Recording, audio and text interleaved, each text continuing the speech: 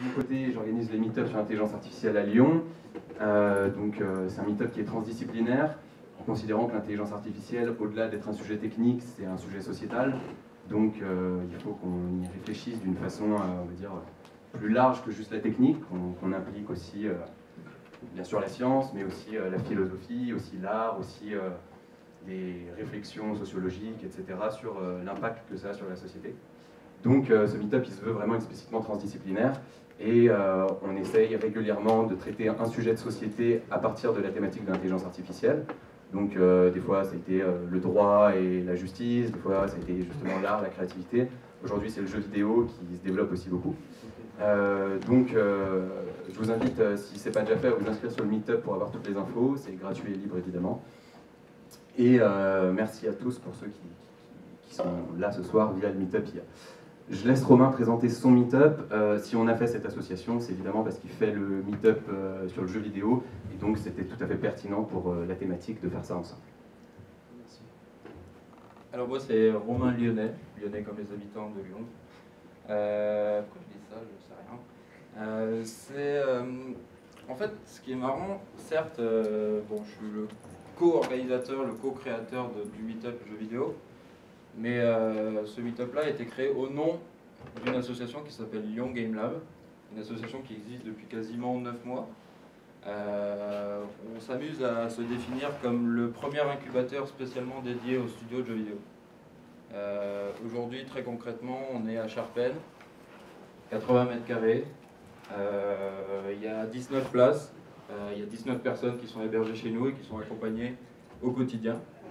Quand je dis accompagnées au quotidien, c'est-à-dire qu'on leur propose d'avoir des conseils, de les conseiller, de les accompagner sur leur choix stratégique, leur cible, leur méthodologie de projet, etc. Et comment déployer au mieux leur jeu, comment créer une communauté autour de leur jeu, etc. Donc tout ce qui est bien utile à la création et au développement d'un jeu vidéo. Et en fait, tout ça, on essaie de rythmer cette communauté. Un message de Virgile. Oh, c'est pas grave ça. On essaie de rythmer cette communauté en organisant des événements régulièrement, des événements qui ont lieu chaque semaine. Donc le but de ces événements, c'est quand même d'essayer d'ouvrir l'esprit de ces créateurs de jeux vidéo. De dire que bon, le jeu vidéo, certes, c'est quand même un joli objet de divertissement, mais le jeu vidéo peut être beaucoup plus puissant. Et on lutte pour que le jeu vidéo soit vraiment reconnu comme un objet culturel à part entière. Et dans le monde des jeux vidéo, certes, il y a l'industrie du jeu vidéo, qui est représentée par tous les grands. Et il y a aussi énormément, du coup, quasiment 93% d'après la SNJV, de studios indés, qui évidemment galèrent un petit peu et assez tributaires des subventions que peut donner la CNC, etc. Et nous, notre discours, c'est de faire en sorte que ces studios indés se différencient. Et comment se différencier? Et bien justement en mêlant peut-être d'autres technologies. Donc c'est aussi ce qu'on cherche à faire à Lyon Game Lab, c'est de créer des hubs avec des laboratoires qui justement ont développé des techniques qui le plus souvent dorment sur les étagères, mais au final des techniques qui pourraient être très très utiles à la création de jeux vidéo. Donc on parle par exemple de la programmation fausse qui a été développée par l'association, le laboratoire GRAM, qui est un laboratoire associatif, qui est une programmation qui permet de créer de l'audio procédural. On est aussi en discussion avec le Lyris qui a développé une technique qui est sur du mapping procédural, etc. Donc, je pourrais vous en parler plus tout à l'heure. Mais voilà, grosso modo, Lyon Game Lab, on essaye de tirer les studios indés vers le haut et de leur dire que, bon, on ne fonctionne pas de façon très classique. C'est peut-être pas forcément la bonne solution à l'avenir. Et il faut arrêter de jurer aussi que par Steam en essayant de rester dans son coin, développer son jeu pendant 6 mois, 9 mois, ensuite déposer ça sur Steam et croiser les doigts, et ne pas comprendre pourquoi ça ne marche pas. Et d'utiliser des nouveaux leviers pour vendre son jeu, et du moins essayer de créer une communauté autour d'un jeu de façon utile, de façon très impactante pour la société en général. Donc voilà, merci d'être venus aussi nombreux, et on va peut-être lancer le premier. Oui, on va commencer directement. D'une certaine façon, vous avez eu une première présentation sur le projet Lyon Game Lab. Juste un mot, pourquoi on a croisé intelligence artificielle et jeux vidéo et pourquoi ça nous semble pertinent. D'une part parce que dans le jeu vidéo, il y a de l'intelligence artificielle depuis très longtemps, il y a tous ces personnages non joueurs qui sont un peu intelligents, souvent très très peu. Il y a toujours ces bots contre lesquels on peut se battre, on va dire, qui sont générés par le jeu pour qu'on puisse jouer même tout seul en mode multijoueur. Enfin, il y a plein de lieux de l'intelligence artificielle dans le jeu vidéo déjà un peu exploités. Et à notre avis, on pense que c'est quelque chose qui va énormément changer. Ça va être beaucoup plus prégnant dans le jeu vidéo, l'intelligence artificielle, à tous les niveaux, autant au niveau des décors, on parle de décors génératifs, donc il y a aussi une intelligence à mettre, qui n'est pas une intelligence de personne, mais une intelligence de décor et de génération de décors, une intelligence naturelle. Et bien sûr, on voit apparaître des jeux comme Event Zero, que vous avez peut-être joué, où c'est vraiment le cœur du jeu qui est autour de l'intelligence artificielle. Donc en plus avec la réalité virtuelle, etc., on a une immersion de plus en plus grande, donc plus il y a d'immersion, plus aussi il faut d'intelligence pour soutenir cette immersion au niveau de la crédibilité un peu cognitive. Donc voilà, c'est vraiment deux secteurs qui sont en convergence, et en plus l'intelligence artificielle se sert beaucoup du jeu vidéo, puisqu'elle utilise les environnements du jeu vidéo pour s'entraîner, pour se tester. Donc on a Universe qui est sorti il y a 4-5 mois, un petit peu plus, par OpenAI, qui est une plateforme sur laquelle il y a plein de jeux vidéo qui sont mis exprès pour que les intelligences artificielles puissent s'y entraîner. Par exemple, GTA est sur cette plateforme pour entraîner des voitures autonomes dans des décors de ville très aboutis qu'on peut trouver dans GTA. Donc voilà, c'est vraiment deux secteurs qui maintenant se touchent, se croisent, et on ne le sait pas forcément, donc on avait envie de faire ce meet-up sur ce thème pour mettre un peu au clair tout ça. Bonjour. Du coup, notre premier speaker, alors je laisserai les speakers se présenter parce qu'ils ont tous fait tellement de choses dans leur vie et de choses intéressantes que franchement j'ai regardé et je ne sais pas quoi dire sur eux en premier, je ne sais pas ce qui est plus important, donc je vais les laisser se présenter. Donc écoute, Mehdi, si tu peux venir. Où es-tu? Bon, je dirais quand même que tu es chercheur au LIRIS et enseignant à l'INSA, mais voilà, je te laisserai développer plus si tu le souhaites. Et pour ton PPT. Merci à tous d'être là encore une fois. Et merci Mehdi. Désolé de m'avoir fait découvrir ce cours que je ne connaissais pas. Donc on va faire un rigose, on revient dans le temps, on fait comme si on n'avait pas perdu de temps et je vais essayer de ne pas dépasser mon temps. Alors, plutôt de dire qui je suis, enfin je dirais quand même un peu qui je suis, je vais plutôt vous dire qui je ne suis pas. Je ne suis pas spécialiste du jeu vidéo et je ne suis pas spécialiste de l'intelligence artificielle. Vous vous attendez pas à des grandes révélations. Par contre, je suis spécialiste en fouille de données, donc en data mining, qui est une partie indépendante de l'intelligence artificielle. Et j'ai été un petit peu gamer dans ma vie, et donc j'ai réussi à mélanger l'utile à l'agréable au cours de ma carrière. Le début de ma carrière, parce que je suis encore jeune. Enfin, je préfère le croire. Alors, qui suis-je? Donc moi j'ai fait une thèse en informatique en 2011. J'ai fait un postdoc au Brésil ensuite en 2012, et le Brésil c'est important. J'ai fait un postdoc à Belo Horizonte, c'est ici, petite ville. S'il y a des Brésiliens dans la salle, je suis désolé d'utiliser cet exemple. Donc c'est une ville où le Brésil s'est fait humilier à la dernière Coupe du Monde par l'Allemagne, 7-2, quelque chose comme ça. Comme ça vous situez un peu. Et depuis 2012, donc, je suis maître de conférence, donc vraiment data mining et pattern mining, donc à l'INSA à Lyon. Qu'est-ce que j'aime? Donc, data mining pour moi c'est vraiment de l'analyse de données exploratoires. On a un jeu de données, on ne sait pas trop ce qu'il y a dedans. Je ne sais pas si vous m'entendez bien en fait. Il faut que voilà, le micro très proche. Donc, analyse de données exploratoires, découvrir des structures cachées dans les données, découvrir des connaissances, sans qu'on ait forcément d'a priori sur ces données. Essayer de les comprendre, de trouver des motifs cachés. Donc, je travaille sur divers domaines d'application, donc des domaines excitants avec des problématiques. Et des données excitantes, par exemple, ici on a des données de véhicules, donc des données de mobilité, on peut essayer de comprendre où habitent les gens, quelles sont leurs habitudes, qu'est-ce qu'ils font. Ici on a des données d'olfaction, des molécules qui ont certaines propriétés, qui ont certaines odeurs, on va essayer de trouver des corrélations entre les propriétés des molécules et des odeurs. Ici des réseaux sociaux, essayer de trouver des événements dans les réseaux sociaux, etc. Alors vous allez vous demander, qu'est-ce que je fais ici, comment je suis arrivé dans le jeu vidéo. Donc quand j'étais au Brésil, justement, pour revenir au Brésil, ben, je découvrais, je ne parlais pas la langue, je n'avais pas d'amis au début. Et j'ai découvert Twitch. Twitch, une petite plateforme que vous connaissez, enfin petite, que vous connaissez sûrement, Et avec ce phénomène que j'ai trouvé très étrange, où les gens regardent les autres jouer. Les gens préfèrent regarder les autres jouer. Je me suis demandé pourquoi. Je me suis demandé est-ce que c'est vraiment possible que les gens préfèrent regarder les autres jouer plutôt que de jouer eux-mêmes. Et j'ai vu qu'il y avait une API, un moyen de récupérer les données d'utilisation du site Twitch.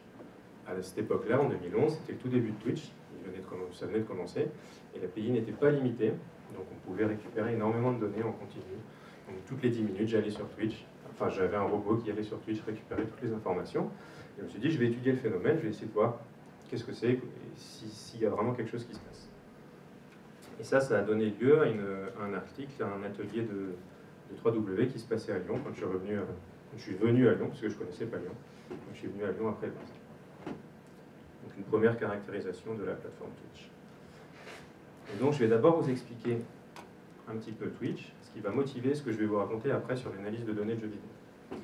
Donc le video game live streaming et le spectatorship. Alors je ne sais pas comment traduire le spectatorship. Le fait d'aimer regarder quelqu'un jouer, avec des résultats en 2011. Depuis, ça a bien changé, mais enfin les chiffres ont changé, mais l'idée était la même. Donc Twitch, ça se présente comme ceci. Vous regardez un écran, donc là c'est des présentateurs qui présentent une compétition, peu importe, où vous pouvez avoir un joueur en train de voir son écran de jeu. Vous avez différentes informations, vous avez des gens qui regardent avec vous, vous pouvez interagir avec le propriétaire de la chaîne, enfin le diffuseur, vous pouvez discuter entre personnes, lui poser des questions, etc. Vous pouvez le voir des fois. Et donc j'ai récupéré des données d'utilisation de Twitch en 2011. Donc sur 4 mois, toutes les 10 minutes, je pouvais récupérer toutes les chaînes qui étaient actives. Donc il y a plein de chaînes possibles. Quelqu'un qui diffuse depuis sa chambre un jeu, une autre personne qui diffuse un autre jeu. Enfin, je dis sûrement pour beaucoup d'entre vous des banalités. Ceux qui connaissent, c'est une banalité, c'est sûrement trop simpliste. Je me suis également amusé à récupérer tous les chats, donc toutes les données qui étaient échangées entre les personnes qui discutaient, donc des millions de lignes de discussion entre des personnes. Voilà, des discussions parfois intéressantes, parfois pas du tout. Et puis aussi, qu'est-ce que les gens aimaient regarder, qu'est-ce qu'ils avaient dans leurs favoris, etc.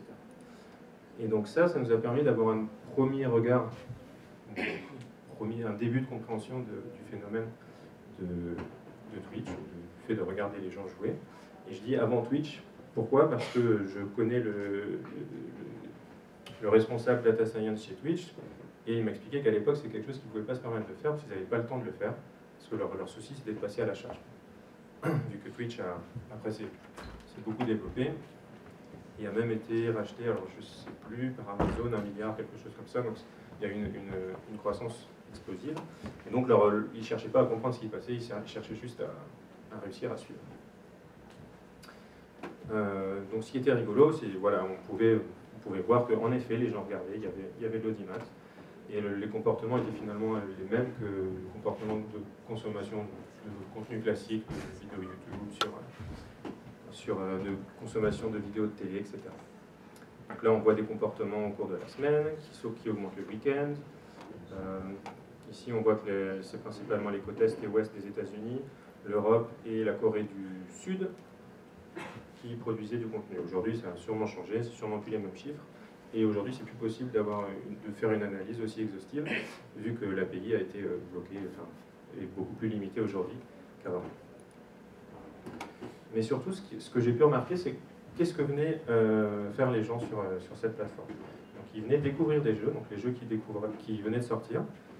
Les gens venaient les découvrir, regarder, et puis admirer ceux qui excellaient à ces jeux, et puis potentiellement les acheter ensuite. Donc ce que je disais, c'est découvrir, admirer et apprendre. Donc je ne vais pas détailler les graphes ici, mais je reformule ça. On peut dire que si on découvre un jeu qui nous plaît, on va l'acheter. Si on admire les gens qui y jouent, on va y jouer. Et si on apprend à y jouer en regardant les autres y jouer, on va être fidèle au jeu, on va être fidélisé, on va continuer à jouer. Ce qui est une des problématiques des éditeurs de jeux vidéo. Et au même moment, donc Twitch a servi de catalyse à un phénomène qui existait déjà depuis de nombreuses années, mais qui a été finalement catalysé par l'apparition de Twitch, qui est le sport électronique. Donc les gens qui jouent dans des équipes, qui sont payés pour jouer, etc. Donc je ne vais pas détailler, je ne suis pas du tout un expert de l'e-sport, mais c'est venu en même temps. Et ça m'a fait me poser cette question, enfin quelques pensées, pour un jeu. Donc on a le spectatorship, donc le fait de regarder des gens jouer. Regarder des gens jouer, c'est intéressant quand le jeu est sportif, on va dire. C'est-à-dire qu'on peut voir des gens dont les compétences anormales sont admirables. Pour qu'un jeu soit comme du sport, il faut qu'il soit difficile d'une certaine manière. C'est-à-dire qu'on peut voir la prouesse des gens quand ils exécutent des actions. Par contre, pour qu'un jeu ait une base de fans solide, il faut que les gens y jouent. Donc il faut qu'il ne soit pas trop dur. Et il faut qu'on s'amuse. Mais si on s'amuse et que c'est trop facile, c'est pas intéressant. Donc on a envie de progresser, parce qu'on a envie d'essayer toujours d'atteindre le même niveau que les plus forts. On n'y arrivera sûrement jamais, mais on a envie de sentir une progression. Donc c'est un problème de balancing. Les éditeurs de jeux vont avoir ce problème de comment équilibrer un jeu, comment faire en sorte qu'il soit juste pour tout le monde, qu'il soit suffisamment compliqué, entre guillemets, pour que ceux qui excellent puissent montrer comment ils excellent, et puis que les autres puissent s'amuser et toujours apprendre. Et au même moment, à peu près au même moment, c'était principalement avec StarCraft 2 et Dota, mais il y a plein d'autres exemples depuis, on pouvait trouver les gens commençaient à s'échanger les replays de leur partie. Donc c'est des petits fichiers où toutes les actions des joueurs sont enregistrées, c'est pour ça que ça s'appelle un replay, parce que si on le donne en entrée du moteur de jeu, il sera capable de recréer la partie à l'identique, de manière totalement déterministe. Et ça, pour un fouilleur de données, c'est vraiment génial, des données de ce type, parce qu'elles sont gratuites, on peut les trouver sur Internet, il suffit d'écrire des programmes qui vont les chercher pour vous. Et il y a énormément de données dedans, spatiales, temporelles, qu'on peut augmenter. Enfin, c'est vraiment un terrain de jeu qui est vraiment intéressant. Donc enfin, je pouvais trouver des données pour lesquelles j'étais à la fois expert et analyste, ce qui n'est pas le cas des données biologiques, des données de neurosciences et d'autres types de données sur lesquelles j'avais l'habitude de travailler. Et c'est ainsi que j'ai commencé à travailler sur StarCraft 2. StarCraft 2, à quoi je me suis intéressé? Je me suis intéressé à l'équilibrage, principalement. J'ai mis aussi Opponent Modeling, on verra. On peut aussi l'utiliser pour ça, mais je me suis principalement intéressé au balancing. Donc, je ne sais pas si j'ai besoin de décrire ce que c'est StarCraft 2. Tout le monde connaît StarCraft 2, StarCraft tout court, stratégie en temps réel, etc. Donc qui est pour moi en tout cas le jeu d'e-sport. Après, on pourra discuter, mais ça reste pour moi vraiment le jeu le plus fascinant d'un côté sportif. Et donc c'est un jeu de stratégie en temps réel. Pourquoi stratégie? Parce qu'on va avoir des individus donc, qui doivent prendre des décisions multiples, faire du multitasking dans un environnement incertain, dans un environnement en temps réel, aller très vite, le nombre d'actions par minute qu'un joueur peut avoir est très élevé, des décisions à prendre, souvent en incertitude, etc. Et tout cela, ça demande des stratégies, de l'entraînement et aussi du metagaming, donc réfléchir entre les parties. Et ce que je me suis dit, c'est qu'avec le data mining, on pouvait trouver automatiquement des stratégies ou des ouvertures de jeu, comme on le ferait aux échecs, et que ça peut servir à la fois aux joueurs et aux éditeurs. Alors voilà comment j'ai fait. Ici, vous avez un exemple de replay. Donc chaque ligne est une action faite par un joueur. Donc ici, à la minute 1:29, il y a le joueur Hydra qui a construit une spawning pool à telle position sur la carte. Et puis vous avez énormément d'informations de ce type. Qu'est-ce que j'ai fait? J'ai encodé ce type d'informations sous forme d'une séquence ici. Donc là, qu'est-ce que ça veut dire? Que le joueur qui a gagné, success, à la fenêtre de temps 2, j'avais choisi des fenêtres de 30 secondes, c'est un paramétrable, avait construit un pylône. Et puis à la fenêtre de 33, il avait construit une gateway. Et puis à la fenêtre de temps 3, le joueur qui a perdu avait construit une spawning pool, etc., etc. Et en fait, l'idée ici, ça va être de chercher des motifs séquentiels, donc des généralisations de séquences, qui apparaissent suffisamment dans des parties qui gagnent, et peu dans des parties qui perdent, pour essayer de trouver des suites d'actions qui sont caractéristiques du fait qu'ils perdent souvent, ou qui gagnent souvent, ou qui sont balancés. Et selon l'objectif, on va chercher un type ou un autre de motif. Donc bien sûr, c'est un problème qui est difficile, il faut des algorithmes, il faut représenter les données d'une certaine manière, etc. Mais ça ne nous intéresse pas ici. Alors, qu'est-ce qu'on peut retrouver? Un peu plus vite. Ici, vous avez chaque point, ici, ça va être un motif, ça va être une stratégie qui a été découverte. En abscisse, vous allez avoir le support. Le support, c'est le nombre de parties dans lesquelles on a trouvé ce motif. Par exemple, un motif tout simple, c'est construire un pylône à la première fenêtre de temps. Ça va être un motif qui est extrêmement fréquent. Toutes les parties de Protos commencent comme ça. Et ça va être un motif qui a en Y une mesure d'équilibre autour de 0,5. Donc 0, je perds tout le temps, 1, je gagne tout le temps, 0,5, je gagne ou je perds autant. Donc ça va être un motif qui se trouve ici. Ensuite, on va trouver par ici ou par là-haut des motifs, des stratégies qui sont très rarement jouées, mais qui perdent tout le temps.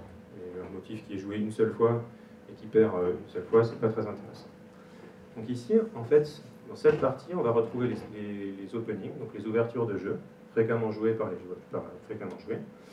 Et puis on va s'intéresser par là à trouver des choses qui commencent à être déséquilibrées.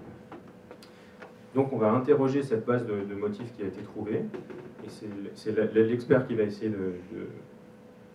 qui va fouiller, enfin qui va plutôt interroger et analyser ses résultats.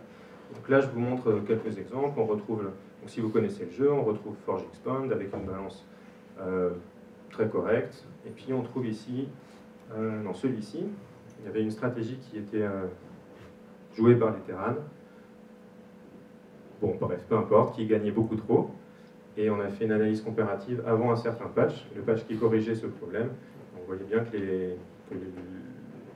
le motif devenait beaucoup plus équilibré après. Donc ce qu'on a pu sortir de cette étude, c'est les stratégies les plus jouées reviennent très fréquemment et avec une balance quasiment autour de 0,5. Et on peut trouver des stratégies cassées qui sont quand même suffisamment jouées et qui ont une balance qui s'écarte fortement de 0,5. Je vous ai mis un petit lien, le code est utilisable pour ceux que ça peut intéresser.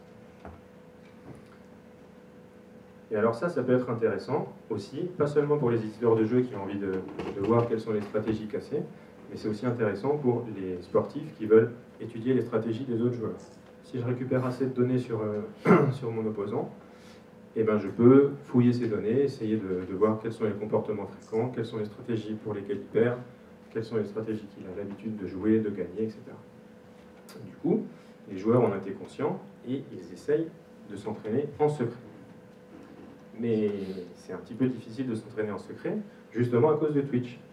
Pourquoi? Parce que Twitch, c'est une source de revenus pour les sportifs. Les sportifs vont soit par contrat avec leur équipe, soit pour faire de l'argent, diffusent leurs parties en ligne, passent des publicités régulièrement et ça les rémunère. Et il y a aussi un système de dons. Le problème, c'est que jouer sur Twitch, eh ben, vous montrez vos stratégies. De plus, lorsque vous jouez des compétitions, lorsque vous jouez contre quelqu'un, l'autre personne a aussi les données des parties et peut les échanger sur Internet. Ce qui fait que si vous êtes sur Twitch, si vous jouez en ligne, eh ben, inévitablement, vous aurez des données accessibles sur vous en ligne. Les autres pourront les récupérer et les analyser. Du coup, solution très simple, c'est de créer un autre compte. On crée un autre compte, une autre identité, et on s'entraîne en cachette. Mais est-ce qu'on s'entraîne vraiment en cachette? Pas vraiment. Pourquoi? Donc là, c'est un autre résultat qu'on a eu, c'est de montrer qu'on peut utiliser les fréquences d'utilisation des touches à StarCraft 2, la manière dont vous configurez les touches, la vitesse à laquelle vous appuyez dessus, en fait, cache une signature digitale. Ou signature numérique, je ne sais pas plus lequel on devrait dire. Donc là, je vous montre on est capable de reconnaître quelqu'un. Les résultats de l'étude, c'était il faut 20 secondes. Les 20 premières secondes de 20 parties suffisent à vous identifier de manière unique, après, sans aucun problème. Alors, c'est quelque chose qui était déjà connu pour le texte. On tape un texte, mais c'était pas le cas pour un jeu vidéo où un StarCraft 2, on utilise principalement 10 touches. Un texte, on utilise un petit peu plus. Donc on peut cacher une signature. On a forcément une signature quand on joue, pardon. Là, je ne sais pas si ça se voit. Si, on peut être reconnu. Pourquoi? Ça s'appelle la matrice de confusion d'un modèle. Donc c'est quelque chose qui permet d'évaluer un modèle de prédiction. Peu importe. Ce que j'avais fait, c'est que j'avais pris chaque joueur, toutes les parties de chaque joueur, je les avais coupées en deux. Le joueur A, j'avais pris la moitié, j'avais appelé A1, l'autre moitié A2. Ensuite, j'ai fait mon modèle de prédiction. Et quand j'évalue mon modèle de prédiction, je me suis rendu compte que A1, quand il était mal prédit, il était prédit à 2. Et à 2, quand il était mal prédit, il était prédit à 1. Jamais à 3, jamais à 4, jamais à 5. Donc quand on voit cette matrice, c'est un peu ce qu'elle veut dire. Je ne vais pas rentrer dans le détail, mais c'est un peu ce qu'elle veut dire. Si vous savez ce que c'est une matrice de confusion, vous comprendrez très bien. Et du coup, on peut retrouver si la personne, avec son nouveau compte, a au moins 20 parties, et qu'il avait déjà 20 parties dans notre jeu de données, alors on peut retrouver qui c'est.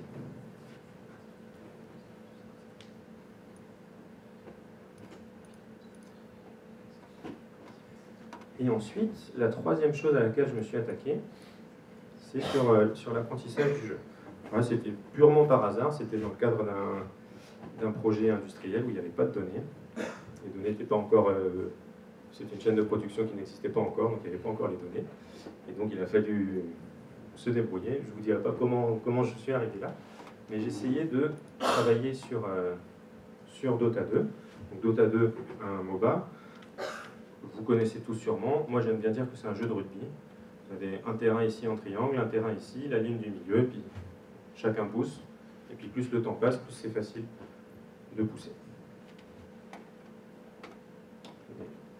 Et donc, les questions auxquelles j'ai essayé de répondre avec la fouille de données encore, c'est comment je peux apprendre de mes erreurs, comment je peux découvrir les erreurs de mon ennemi. Donc, toujours là pour le côté, ici, fun and learn, pour attaquer ce côté-là. Et en fait, je suis parti de l'hypothèse suivante. Je ne pense pas que c'est une hypothèse, je pense que c'est plutôt vrai, que les pros, en tout cas les joueurs professionnels ou les joueurs de haut niveau, savent jouer. Et que la masse, donc si on prend tout le monde, la masse de joueurs, donc il y a toujours ces jeux-là, il y a des millions de joueurs, que la masse des joueurs connaissent les règles. Les règles évoluent au cours du temps, les nouvelles tactiques sont toujours découvertes au cours du temps, c'est ça qui fait la richesse aussi de ces jeux.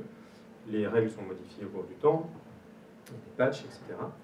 Mais très vite, la masse s'adapte et les pros encore moins. Donc pour apprendre à jouer ou pour découvrir ces erreurs, l'idée c'était de considérer la masse ou la moyenne ou les pros comme étant un modèle de référence et comparer sa manière de jouer à ce modèle de référence et de fournir aux joueurs les conditions dans lesquelles il s'en écartait le plus.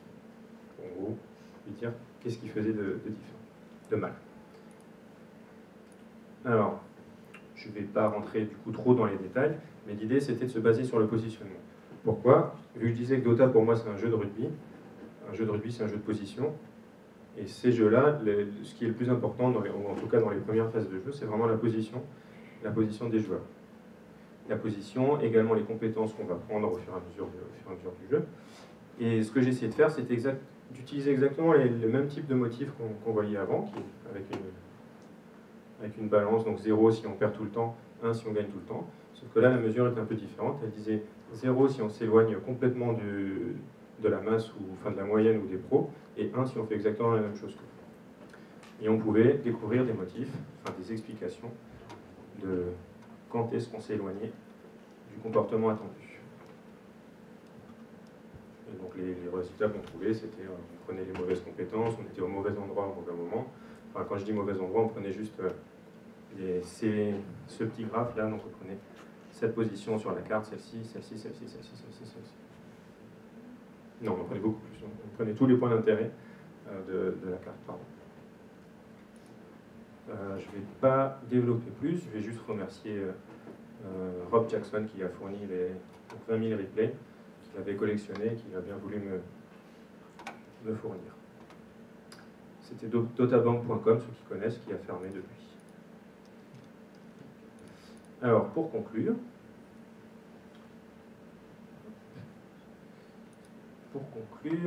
donc je vous ai parlé de spectatorship, d'e-sport et de balance. Finalement, c'est une équation qui est assez difficile pour les éditeurs de jeux, selon mon point de vue. Après, je ne suis pas du tout expert du domaine, mais en tout cas, c'est ce problème que j'ai essayé d'attaquer.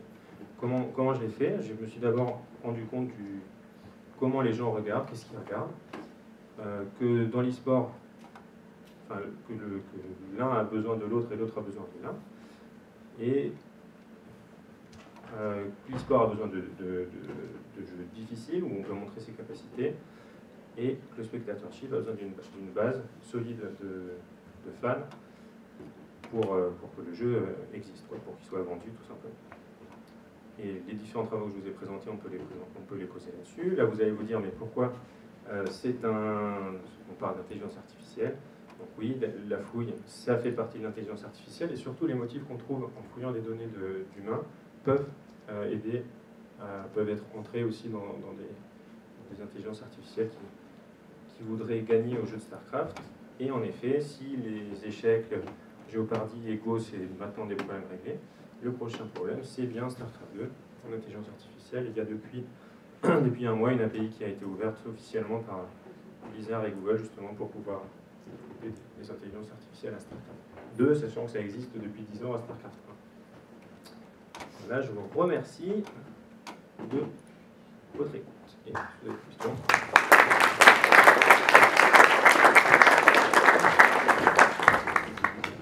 Alors malheureusement, on ne va pas trop avoir le temps pour des questions.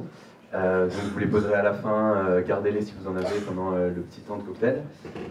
Donc merci beaucoup Mehdi. C'est bien parce qu'on finit sur une touche, l'intelligence, on peut la booster dans les jeux vidéo grâce à toute cette fouille de data. Et puis le prochain speaker, il va nous raconter complètement l'inverse. Donc c'est très bien. Laurent, à toi. Bonsoir. Du coup, je suis obligé de me présenter, c'est ça? Non? Ouais. Du coup, je m'appelle Laurent Victorino. Victorino comme les habitants. Non, du coup, ça marche pas. Désolé. Je m'appelle Laurent Victorino, je fais des trucs, globalement. C'est pas très intéressant. Ça m'arrive de faire des jeux aussi, et ça m'arrive d'en parler. Et c'est pas intéressant non plus, du coup, je suis désolé pour les 20 prochaines minutes. Ça devrait bien se passer. Du coup, on m'a invité pour parler d'un truc que je ne connais pas du tout, l'intelligence artificielle, enfin l'intelligence globalement, mais artificielle encore moins, et aussi les jeux vidéo.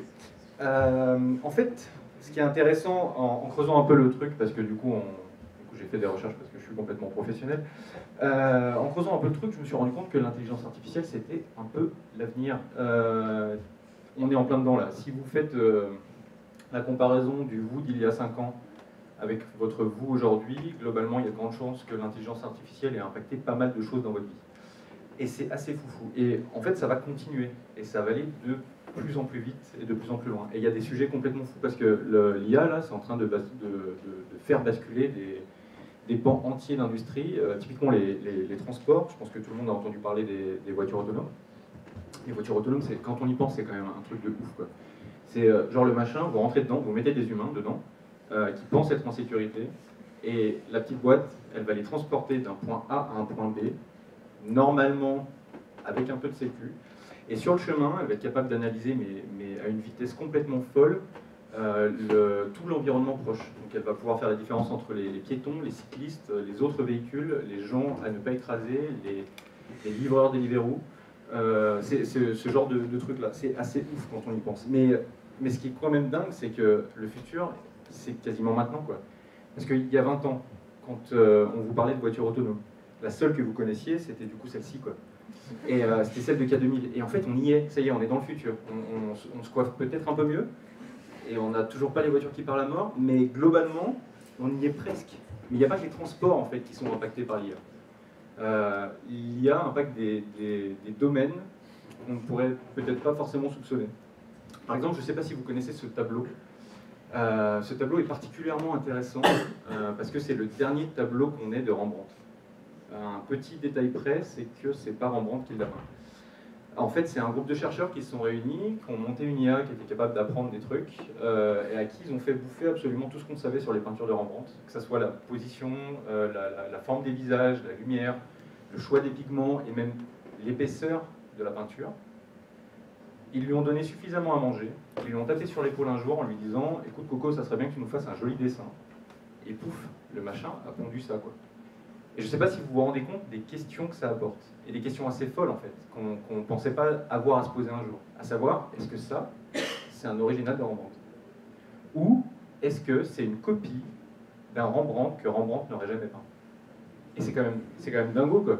Bon, on avait déjà d'autres questions auxquelles il fallait répondre, mais du coup ça en rajoute plein, et ça c'est assez intéressant. Mais il y a plein de trucs, les robots. Les robots. les robots c'est ouf quoi. Le machin qui a été construit pour porter des charges lourdes et qui est capable d'analyser son environnement à une vitesse suffisamment folle pour pouvoir éviter des objets qui arrivent vers lui à haute vitesse. C'est juste dingue. Et celui-là, le robot Tony Hawk, qui est capable de faire du skate mieux que vous et moi, en fait, le truc est tellement balèze et a tellement conscience de son environnement que à la fin de ce truc-là, moi je m'attends à ce qu'il fasse un 3.6 quoi. Et non. Et le truc, c'est qu'on arrive à construire maintenant, et grâce à l'aide de l'intelligence artificielle, évidemment la robotique aide beaucoup et les progrès dans la robotique aident beaucoup, mais on arrive à construire des trucs qui sont meilleurs que nous. Bon là c'est meilleur au skate, mais meilleur à tuer des gens, meilleur à faire des trucs intéressants quoi. Et en fait, le truc c'est que nous, on reste quand même des humains. Et les humains, ce qui est bien avec ça, c'est que quand on commence à bricoler des machins et qu'on se rend compte qu'ils sont plus malins que nous, on essaye de leur rappeler que la vie c'est difficile. Parce qu'au final, la vie c'est difficile. Et je crois qu'il n'y a rien de mieux qu'un bon gros taquet dans le nez pour se rappeler à quel point la vie c'est dur. Et c'est là où ça fait un peu notre différence avec les machines et c'est cool. Mais en même temps, il n'y a pas trop à s'inquiéter avec ça parce que après ça reste que des robots. Et en même temps, torturer des machines, qu'est-ce qui pourrait se passer de mal? Absolument rien. Donc, on se pose la question de l'intelligence artificielle fait des progrès absolument partout, dans tous les domaines. La question c'est, qu'en est-il de l'intelligence artificielle dans les jeux vidéo? Et c'est une plutôt bonne question parce que comme dans toutes les autres industries, nous ça fait 20 ans qu'on fait des progrès de ouf. On arrive vraiment à un niveau d'IA dans les jeux où on croirait vraiment avoir des humains en face. C'est vraiment, on est à un top de la technologie où il peut vraiment rien se passer. Alors, ouais. Non, c'est pas le bon exemple. On peut peut-être en... Non mais après, ça du coup c'est un jeu qui commence à dater. Si on prend un truc un peu plus récent, avec des plus jolis graphismes, avec par exemple des boss, on se rend bien compte que les choix là sont complètement pertinents. En fait, le secret, c'est que pendant 20 ans, on n'a pas fait des masses de progrès. En fait, l'ensemble des joueurs pensent qu'on n'a pas fait des masses de progrès, alors qu'en fait on en a fait beaucoup. La question qu'on se pose, et la question que les joueurs se posent souvent, c'est pourquoi l'IA est aussi débile. Et je crois que la bonne réponse, c'est tout simplement parce que le joueur, lui, est débile. En fait, on est dans une industrie qui est un peu spéciale. Je pense que de tous les champs de l'informatique qui utilisent l'intelligence artificielle, le jeu vidéo est sans doute le seul qui procède comme ça. On est sans doute le seul domaine à ne pas chercher à avoir une intelligence parfaite. Alors, je comprends, hein, quand on construit des voitures autonomes, il y a un moment, on a des questions importantes à se poser, à savoir si je ne peux pas éviter l'accident, est-ce que j'écrase le petit chien, la grand-mère, le couple, où je tue le chauffeur, ou je fais un gros carambolage et je tue tout le monde parce que je suis une machine et je déteste les humains. Donc on a des questions importantes à se poser parce que des vies sont en jeu. Dans le jeu vidéo, on n'a pas forcément les mêmes contraintes. Du coup, on n'a pas forcément les mêmes obligations. Et en fait, la raison pour laquelle on est sans doute les seuls à ne pas chercher à avoir une IA parfaite, c'est à cause de ça. C'est simplement parce qu'une IA parfaite, c'est chiant comme la pluie. Une IA parfaite, c'est une IA qui va gagner tout le temps en respectant les règles. Une IA parfaite, c'est une IA qui va nous rappeler qu'on est globalement des sacs à viande, qui ont un temps de réflexe extrêmement long, et le temps qu'il nous faut pour appuyer sur un bouton, elle a le temps de trouver 250 stratégies efficaces pour tuer le joueur. Le tuer physiquement, hein, prendre le contrôle de son robot mixeur et de venir lui arracher la tête. Et globalement, c'est pour ça qu'on ne cherche pas à avoir une IA parfaite. Tout simplement parce que l'IA parfaite va créer de la frustration chez le joueur et qu'on ne peut pas se permettre d'avoir des joueurs frustrés. Parce que les joueurs sont déjà suffisamment insultants quand ils ne sont pas frustrés. Donc, ouais, voilà, vous avez un peu l'image. Et là, c'est facile en fait, c'est facile de comprendre ça parce que ça reste un jeu mécanique. Avec un jeu mécanique, bah, là, typiquement, c'est suffisamment hypnotisant pour que vous n'ayez pas écouté ce que je vous ai dit les 2 dernières minutes. C'est vrai que celui-là, il est un peu compliqué. Mais si on passe ça sur du jeu vidéo, ça donne quelque chose comme ça. Donc, ça va relativement vite. Il y a un bot sur une échelle, on rate le bot, lui fait un backflip et il ne nous rate pas. Voilà, globalement, tous les jeux ressembleraient à ça. Donc autant dire qu'on n'en vendrait pas des masses. Parce que bizarrement, l'être humain, et surtout le joueur, n'est pas prêt à ce qu'on lui rappelle à quel point il est moins bon que la machine. Ah, je vais me dire celui-là. Mais du coup, c'est ce qu'on arrive à un paradoxe que j'appelle le paradoxe de la débilité maligne, en fait. C'est que, en fait, on cherche à avoir cette IA parfaite. Quand je dis IA parfaite, pour les puristes, évidemment, c'est pas ce à quoi vous pensez, c'est juste une IA qui perd moins que les autres. Mais globalement, on cherche à avoir une IA qui va gagner quasiment tout le temps. Et on va la développer. Et on va prendre le temps qu'il faudra pour la développer. Et imaginez un jeu compétitif où vous allez faire des courses contre d'autres voitures, contre d'autres véhicules. On va entraîner les véhicules, on va entraîner les IA avec tous les véhicules sur tous les circuits, on va les entraîner encore et encore et encore pour qu'ils comprennent suffisamment les règles pour qu'ils soient quasiment imbattables.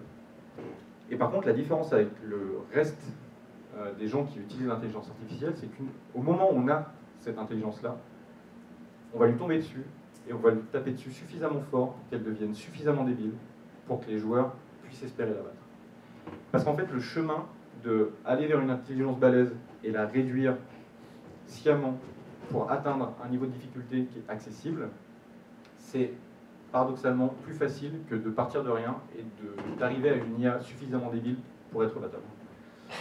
Et c'est vraiment ce qui fait la différence avec le reste de l'IA. Et en fait, la plupart des joueurs ne se rendent pas compte que c'est à cause d'eux que les IA sont débiles. Et j'aimerais vous montrer un petit truc d'utilisation d'intelligence artificielle. C'est des arbres de comportement. Là, typiquement, on a du chaos qui a été généré dans un petit jeu que personne ne connaît qui s'appelle GTA. Et en fait, l'arbre de comportement de la voiture jaune dit « Ok, tu as la place, tu peux avancer ». Le problème, c'est que les pompiers, du coup, arrosent la voiture jaune. Et le chauffeur prend ça pour une agression. Et du coup, il va régler l'agression. Et du coup, ça enclenche l'arbre de comportement des pompiers qui, eux, agissent en groupe. Et donc, la priorité pour eux, pour leur arbre de comportement actuel, c'est de mettre des gros taquets dans les côtes du mec de la voiture jaune. Une fois que l'agression est résolue, ce qui va arriver, hein, tout le monde reprend sa petite routine, du coup reprend son petit extincteur et va continuer d'aller faire pipi sur le feu. Parce que ça devient la nouvelle priorité dans l'arbre de comportement. Et du coup, une fois que le feu est éteint, ils vont gentiment remonter dans le camion. Bah lui, bizarrement, il ne va pas se relever. Donc ils vont remonter dans le camion, ils vont prendre leur petite clé, ils vont continuer leur routine qui va être d'attendre un nouveau feu ou un nouvel accident. Et là, du coup, le petit bonbon pour les yeux, ça c'était sa tête. Voilà. Alors, en fait, là, évidemment, en GTA, on en parle souvent parce que c'est très violent, ça pousse les limites. Mais dans GTA, grâce à ce système-là, que j'ai énoncé très brièvement, en gros, l'arbre de comportement, c'est un système de stimulation extérieure. C'est les prémices d'une IA, c'est un truc qu'on utilise dans le jeu vidéo depuis des années. Mais en gros, c'est un truc qui va faire que si jamais il fait froid, un personnage non joueur va mettre un petit pull parce qu'il a froid. Et dès que vous allez remonter la température, il va l'enlever parce que par rapport à son comportement, ça ne fit plus avec l'environnement extérieur.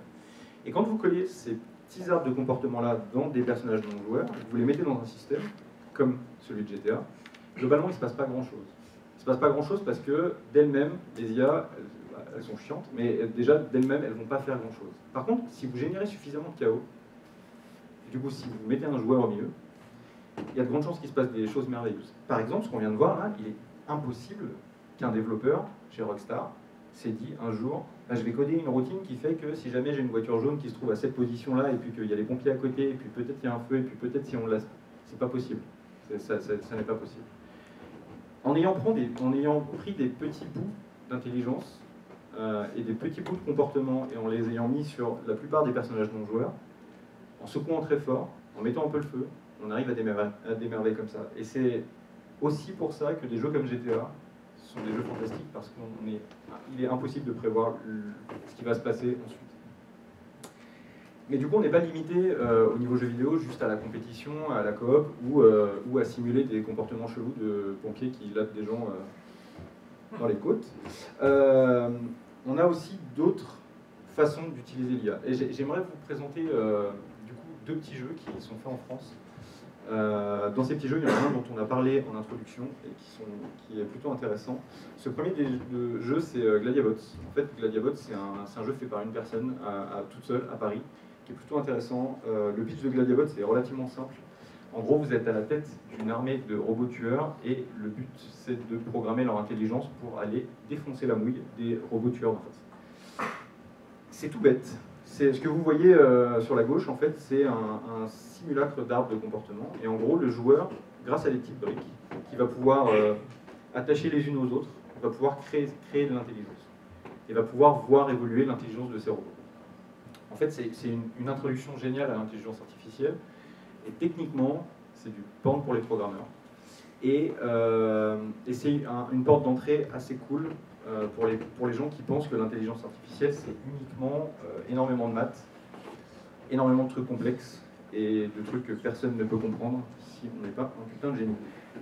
Globalement, Gladiabot, c'est encore en développement, donc vous pouvez l'acheter, c'est pas super cher et vous aurez les mises à jour jusqu'à la sortie du jeu. C'est disponible sur PC, Mac, Linux et Android. Et franchement, c'est très très cool. Et le second jeu dont j'aimerais vous parler, c'est justement, on en a parlé en introduction, ça s'appelle Event Zero. En fait, le pitch d'Event Zero, vous êtes tout seul dans une station spatiale, mais vraiment tout seul, à l'exception de ce petit ordinateur dans lequel il y a un chatbot. Un chatbot, c'est un espèce de bot pas tout le temps malin. On lui écrit et en fait, des fois, il répond, et il répond des trucs des fois pertinents. Et ce chatbot s'appelle Kaizen. La différence par rapport aux autres chatbots, c'est que dans Event Zero, potentiellement, il peut dépressuriser la salle dans laquelle vous êtes. Donc vous évitez de trop lui faire des blagues nazes, surtout qu'il n'a pas trop d'humour. Et en fait, c'est un jeu narratif. Vous allez devoir découvrir pourquoi vous êtes là, comment vous êtes là et pourquoi surtout vous êtes tout seul. Et le seul compagnon que vous allez avoir, c'est Kaizen. Et la beauté d'Event Zero, qui est sorti il y a 1 an et demi et qui est dispo sur PC et Mac, c'est globalement compréhensif, assez facile à comprendre grâce à la vidéo qui va suivre. C'est un youtubeur assez connu qui prend contact avec Event Zero pour la première fois et je vous invite un peu à regarder ses expressions quand il comprend à quel point c'est différent. I'm getting a lot of Alien Isolation vibes from this. Oh, it's very much like it. It even has the same kind of computers. Executing Chargement Identifiant SH, Silent Hill. Please enter a new login. Can I? Ouais, après on ne sait pas tous se servir d'un clavier, alors du coup c'est un peu compliqué. Donc je me suis juste permis d'accélérer cette séquence. Parce qu'en fait il cherche beaucoup avant de trouver son clavier. Beaucoup trop. I don't know what I'm supposed to be doing. Oh. Oh! I can actually type! Oh! Jackaboy, login input successful. Do you want to keep Jackaboy as your new login? Yes. Oh, cool! New user Jackaboy created. Yay! Incrementing event count. Success. Hello! And here we are. Nice to meet you, Jackie Boy. Nice to meet you too, Mr. Robot. Hey, that's a TV series. I can sense that we will become good friends, you and I. I hope so. You can talk to me in plain English, Jackaboy. I am talking to you in plain English. In plain English. Hey, Jackaboy, it's my duty to let you know how to control things around here. Okay, let me have it. Terrific. What? Right, okay, so how do I control things? If you formulate a clear instruction, I may do it for you. Just try and you'll see. Open door. You learn fast, Jackaboy. Executing open door. That's awesome! Oh god, is this going to get really confusing then after a while where it's like, open door, execute order 66. You're almost done. Success! We opened the door. It has some of the same sounds as like Bud and Mom from Grow Up. Where are we? You are in the airlock 1. That's really cool! The fact that I can actually ask it questions. Because normally it's like, you type out stuff and then the game just tells you stuff anyway. Et j'ai préféré couper là pour éviter de vous spoiler le reste. Ce qui est vraiment cool, c'est qu'en quelques secondes, on se rend compte à quel point ce gars qui a l'habitude de jouer aux jeux vidéo traite une machine quasiment comme un humain. Quand les réponses sont pas cohérentes, ça lui fait quelque chose, parce qu'il trouve ça étrange, parce qu'il s'attendait à avoir une réponse super cohérente, alors qu'en fait derrière c'est juste une machine. Et en fait ce qui est vraiment cool avec Event Zero, c'est que tout ce qu'il a tapé, globalement, si vous jouez à ce jeu-là, vous allez taper autre chose. Naturellement, vous allez forcément taper autre chose. Et Kaizen va répondre, et Kaizen va agir en fonction de ce que vous allez vous taper. Ce que vous allez taper, pardon. Ouais, le lapsus, tout ça. C'est dommage. Mais le truc, c'est que globalement, des fois, parfois, Kaizen va faire des trucs complètement géniaux. La plupart du temps, elle va vous tuer, mais le reste du temps, elle devrait faire des trucs plutôt cool. Et je vous invite vraiment à jouer à ce jeu parce que c'est une vraie petite expérience, vraiment très cool. Et j'aimerais terminer sur une petite anecdote. Une anecdote en fait qui est connue pour être complètement fausse. Maintenant, on sait qu'elle est fausse. Mais moi, je préfère croire qu'elle est vraie. Parce qu'en fait, je préfère croire que quelque part, même les IA bancales des jeux vidéo sont capables de nous apprendre des trucs à nous, les êtres humains, qui nous pensons surpuissants. En fait, c'est une anecdote qui se passe dans un jeu qui s'appelle Quake 3 Arena. Le Quake 3 Arena, globalement, le pitch, c'est apporter la diplomatie dans les dents de son voisin à coups de lance-roquettes. C'est très rapide, c'est très violent, c'est un pilier de l'histoire du jeu vidéo. Et en fait, Quake 3, c'est sorti en 99, à une époque où Internet n'était pas ce qu'il est aujourd'hui. Et en fait, il n'y avait pas des serveurs tout le temps online, il était recommandé. Certains joueurs, en fait, montaient leur serveur chez eux. Et en fait, c'est l'histoire d'un mec qui a monté son petit serveur tout seul dans son garage et qui jouait avec ses potes. Et en fait, un jour, il a oublié que ce serveur était là, il a arrêté de jouer et puis il l'a laissé tourner. Et il l'a retrouvé 4 ans après.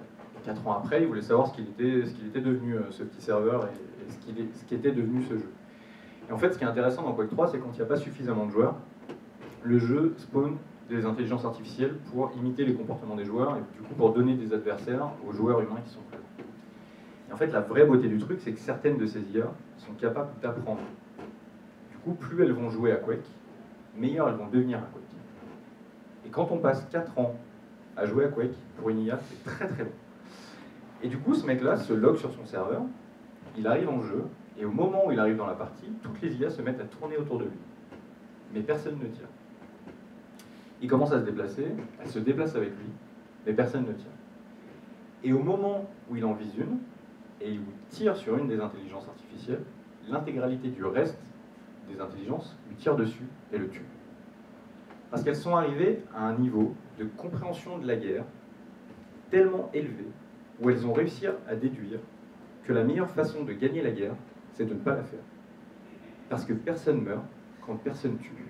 Merci.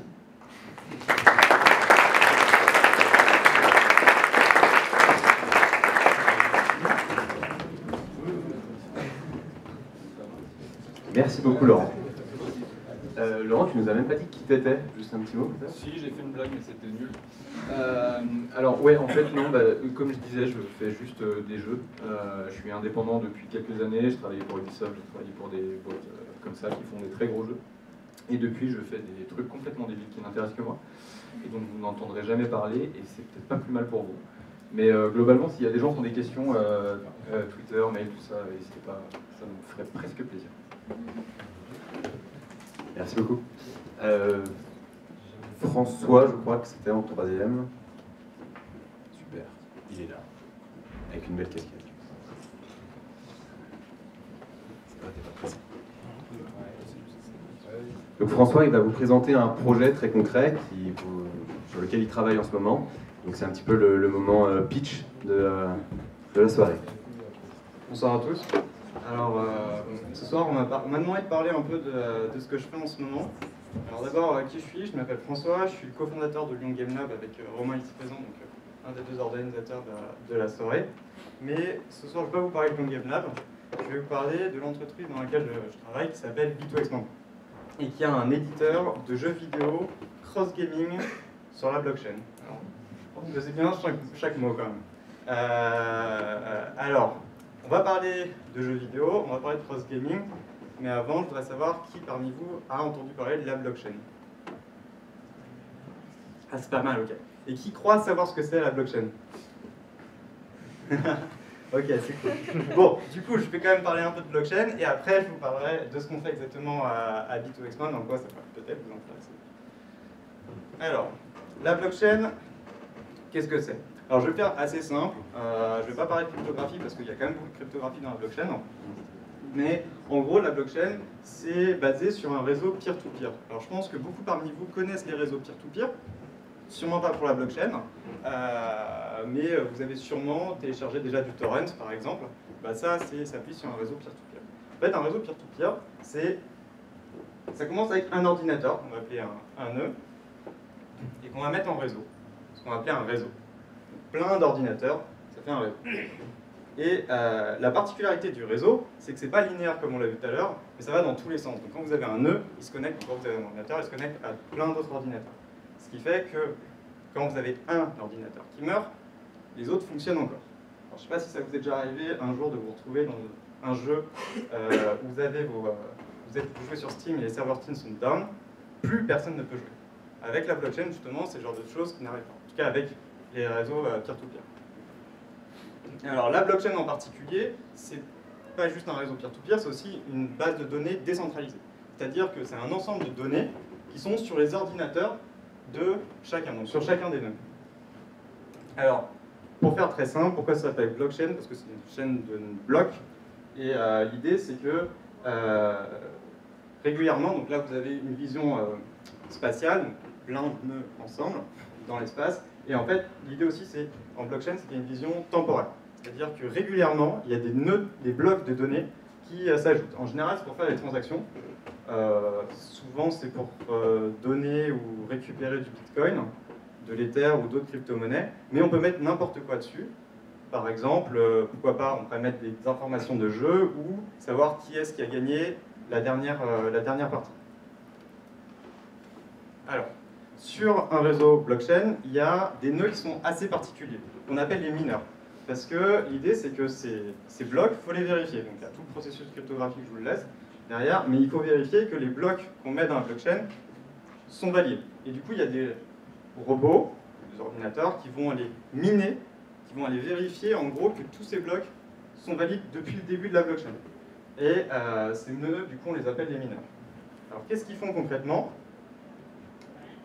Ils fabriquent les blocs, donc alors, selon les blockchains, donc il y a plusieurs blockchains, il y a la blockchain par exemple de Bitcoin, mais il y a aussi la blockchain Ethereum, que nous on utilise. Donc sur Bitcoin par exemple, toutes les 10 minutes, les mineurs vont réussir à créer un bloc, ou sur Ethereum, donc c'est un ensemble de données, sur Ethereum ça va être toutes les 10 secondes. Ça peut être intéressant notamment pour les jeux vidéo, si vous imaginez bien que si ça faut attendre toutes les 10 minutes pour pouvoir aller donner de l'information, ça peut être un peu lent. Déjà 10 secondes c'est beaucoup. Donc les mineurs, ils vont créer des blocs, ils vont les ajouter à la blockchain, les bloquer. Plus personne ne pourra jamais toucher l'information qu'il y a dans ces blocs. Et ensuite, ils vont dire à tous les autres nœuds, ben voilà, c'est cette information qui est la bonne information. Alors, bon, je vous ai expliqué un peu le processus. Pourquoi la blockchain c'est intéressant? Parce qu'on en entend pas mal parler. C'est intéressant déjà parce que c'est décentralisé. Donc ce que je vous expliquais, Steam, on peut les DDoS. Hein. Ça arrive, il y a une guerre aujourd'hui internationale au niveau des attaques informatiques. Hein. Il y a la Chine qui attaque, bon la Chine ou d'autres, hein. En particulier la Chine attaque beaucoup les ordinateurs, les serveurs. Sur la blockchain, c'est pas possible de casser un serveur parce que chaque ordinateur est un serveur à lui tout seul. C'est trustless. Alors trustless, c'est une expression qu'on trouve beaucoup en blockchain, je vais un peu vous l'expliquer. Trustless, ça veut dire qu'on n'a pas besoin de faire confiance à un tiers de confiance. Par exemple, quand je vais donner de l'argent à Romain, par exemple, parce que je lui dois 10 balles, j'oublie pas. Et bah, ce que je vais faire, c'est que je vais faire un virement, et ce virement, ça va passer par un tiers de confiance, ma banque. Je fais confiance à ma banque pour qu'il récupère, pour qu'elle prenne sur mon compte et qu'elle lui donne à lui. Bah, sur la blockchain, ça ne se passe pas comme ça, c'est que tout le monde en fait a l'information. Donc vous n'avez pas besoin de faire confiance à une personne en particulier quand vous allez donner 10 bitcoins à votre ami. C'est beaucoup 10 bitcoins aujourd'hui. Donc voilà, c'est ça qui est intéressant avec la blockchain. Autre chose, bah, il n'y a pas de bordure, pas de frontières en fait. Donc ça c'est intéressant notamment si vous faites des jeux et que vous voulez vendre des assets à tout le monde. Vous n'avez pas besoin de vous poser la question si vous êtes payé en euros, en yens, en dollars ou autre chose. C'est la crypto-monnaie qui est internationale. Et enfin, bah, la transparence. Toutes les données sont inscrites dans la blockchain et la blockchain est lisible par tout le monde. C'est open source, tout le monde est capable d'aller voir les informations qu'il y a dessus. Et ça, c'est assez intéressant, comme ça peut être contraignant si vous faites un jeu et que vous voulez garder des informations secrètes. Donc, pourquoi je suis là? C'est pour vous parler de la blockchain et du jeu vidéo. Alors je vais faire peut-être un petit historique en gros pourquoi? Alors la blockchain c'est assez nouveau, hein, c'est 2009 la première. Pour ceux qui ont acheté du Bitcoin à ce moment-là, c'est assez cool. Maintenant c'est un peu plus compliqué, mais ça a mis un peu de temps. Et le jeu il est rentré, allez, un peu avant quand même, j'exagère avec 2015, mais la première chose qui a été utilisée, le premier jeu qui a utilisé la blockchain, c'est les jeux d'argent. Pourquoi? Bah, parce qu'il y a une transparence, on sait exactement ce qui se passe. Quand vous allez dans un casino, il n'y a pas de transparence, hein, zéro. Vous ne savez pas ce qui se passe. Vous n'avez pas besoin d'avoir de tiers de confiance et tout est automatisé. Ensuite, en 2016, c'est à peu près là où mon entreprise est rentrée dans le game, il y a les vrais jeux qui ont commencé à utiliser la blockchain. Alors le tout premier jeu blockchain, c'est Spells of Genesis, qui est né en Suisse. Et le deuxième jeu blockchain, le premier jeu sur la blockchain Ethereum, c'est nous. Donc voilà, donc je vous en parlerai un peu après. L'intérêt, c'est le true ownership. C'est-à-dire que quand vous possédez un asset dans un jeu, vous le possédez vraiment. C'est marqué et tout le monde sait que vous possédez cet asset-là. C'est pas un asset qui est mis sur Steam, dans les serveurs de Steam, et Steam, s'il veut, bah, il peut vous dire votre jeu, votre asset, bah, finalement, vous l'avez pas. Donc ça, c'est une fois que vous avez cet asset, vous pouvez le revendre, vous pouvez en faire ce que vous voulez, l'échanger comme vous le souhaitez. Et enfin, parce que vous pouvez faire des jeux cross-gaming. C'est-à-dire que vous allez utiliser l'information que vous mettez sur la blockchain pour pouvoir la réutiliser dans d'autres jeux. Et potentiellement, n'importe qui pourrait aller récupérer cette information. Donc c'est vachement intéressant en fait, de créer des réseaux de créateurs de jeux qui vont chacun aller piocher de l'information sur la blockchain. Je vous donnerai des exemples tout à l'heure. Et maintenant, là, ce vers quoi on va, c'est vers des plateformes. C'est-à-dire qu'on va plus uniquement créer des jeux, mais on va essayer de créer des plateformes qui vont utiliser des monnaies. Alors l'intérêt, c'est de pouvoir utiliser les standards. Encore une fois, le côté international, ça intéresse pas mal. Il y a une boîte, par exemple, qu'on connaît qui veut, comme Gambler, je ne sais pas si ça vous parle, ils font du pari e-sportif. Et bah, ce qu'ils aimeraient, c'est pouvoir justement parier avec la crypto-monnaie. Ce serait vachement plus simple pour aller récupérer de l'argent chinois, par exemple, ou dans d'autres pays. Et enfin, bon, c'est assez rapide quand même. Ça peut être lent pour stocker des informations sur un jeu, mais 10 secondes, c'est assez rapide pour récupérer de la monnaie, surtout si elle vient de Chine. Donc il y a quand même vachement d'avantages. Alors nous, comment est-ce qu'on l'a utilisé à Bit2Expand? Déjà, on a fait un jeu qui s'appelle Beyond the Void, qui est sorti d'ailleurs en Early Access hier. Je vous invite beaucoup à aller dessus. C'est cool. C'est un jeu 1v1 dans l'espace qui s'inspire beaucoup des mécaniques du MOBA et des RTS et qui se fait en partie de 15 minutes. L'objectif, c'était de se différencier d'autres jeux comme League of Legends où tu en as pour 40 minutes, tu rentres du boulot, t'es crevé, tu te donnes 1 heure et tu te fais une partie, t'as perdu, c'est con. Voilà. L'idée, c'était de passer à des jeux plus rythmés et justement de profiter un peu plus de sa soirée. Alors la particularité de Beyond the Void, il n'a pas encore ses serveurs sur la blockchain, ça viendra peut-être un moment, mais c'est que tous les assets que vous achetez en jeu sont achetés avec une crypto-monnaie que nous, on a créée, qui s'appelle le Nexium. Et l'information comme quoi vous avez ces assets, elle est notée sur la blockchain. Et il y a même d'autres personnes qui pourraient vous acheter ce droit d'utilisation. Donc là, encore une fois, c'est vu par tout le monde que vous achetez, que vous, en tant que compte Ethereum, vous avez cet asset. Donc là, c'est vraiment s'appuyer sur le true ownership. Ça, c'est la première brique. L'idée qu'on veut faire, nous, c'est d'en faire plein d'autres. C'est d'utiliser ce qu'on appelle le cross-gaming. Donc là, le principe du cross-gaming, c'est une action que vous faites dans un jeu a un impact sur l'autre. Par exemple, là, on est en train de penser, on a pas mal de petits jeux à faire. Typiquement, vous achetez un asset sur Beyond the Void, un vaisseau, et bah, dans un prochain jeu, un jeu d'arcade par exemple, et bah, vous pourrez utiliser ce vaisseau-là. Ou alors, si vous êtes un jeu de trading de haute fréquence par exemple, et vous achetez des matières premières dans l'espace, dans notre univers, et bah, quand quelqu'un achètera un asset, un vaisseau, ça augmentera le cours des matières premières, parce qu'on peut se dire qu'il y a un vaisseau qui est en construction, donc il y a une demande de matières premières. Donc en gros, l'idée, c'est que des joueurs d'un jeu, parce que c'est connecté avec la blockchain, pourront avoir un impact dans d'autres jeux. Et ça, c'est super intéressant, et ça crée un vrai réseau, et ça permet d'aller beaucoup plus loin dans l'immersion dans un univers. L'idée, nous, c'est qu'on a créé tout un univers et on voudrait que cet univers, il se construise au fur et à mesure, comme la blockchain se construit au fur et à mesure. Alors, concrètement, nous, voilà, on fait péter les vidéoprojecteurs. Dommage, c'était vraiment ce qui vous intéressait plus. Bon, nous, ce qu'on fait en particulier, c'est qu'on édite des jeux. On a commencé par en créer un qui s'appelle Beyond the Void. N'oubliez pas d'aller y jouer. Et notre objectif, après, c'est justement d'accompagner d'autres studios qui souhaitent créer leur jeu et qui veulent justement rentrer dans cette communauté qu'on est en train de créer autour de la blockchain. Pour ça, on est en train de monter un espace de coworking pour accueillir ces studios-là. On travaille pas mal avec les laboratoires. Donc l'idée là, c'est justement de proposer des nouvelles technologies à ces studios-là, en général des petits studios lyonnais qui ont une super idée et qui n'ont pas les moyens ou les connaissances ou la compétence pour pouvoir aller justement utiliser les dernières technologies. Type par exemple, il y avait un chercheur tout à l'heure qui parlait, bah voilà, nous l'idée c'est de pouvoir vous apporter ces connaissances-là sur un plateau.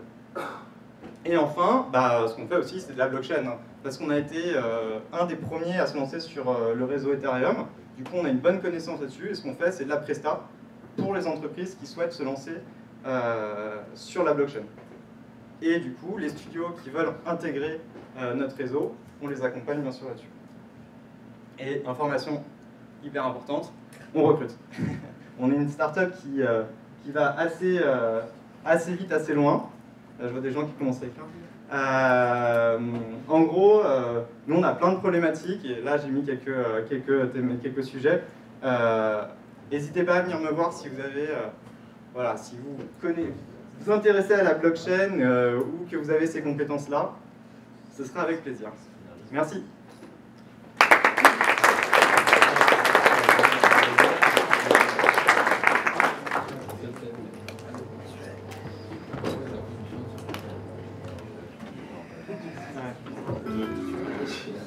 Merci François. Moi j'ai joué au jeu un petit peu en bêta avant qu'ils soient en early access. Je suis passé à leur studio et je l'ai testé. Franchement ça vaut le coup. Hein. Il est vraiment cool. Je vous laisse aller tester parce que c'est difficile de raconter les points forts d'un jeu vidéo. Quand on est en immersion, on ne réfléchit pas à ce qui se passe, on kiffe juste. Mais j'ai kiffé. C'est peut-être parce que j'ai gagné aussi. Comme j'étais en 1 vs1, ça joue aussi peut-être. Du coup, dernière présentation. Alors là, on a décentré un petit peu par rapport à l'intelligence artificielle. On était sur le jeu vidéo et plutôt la blockchain, pourquoi pas, hein, d'autres technologies, c'est aussi des technologies émergentes qui sont intéressantes à aborder. On va revenir un petit peu là sur l'IA et parler de l'intelligence artificielle du jeu Dishonored 2, si vous avez déjà joué, qui est un jeu excellent aussi à y jouer. C'est génial. C'est mieux comme ça?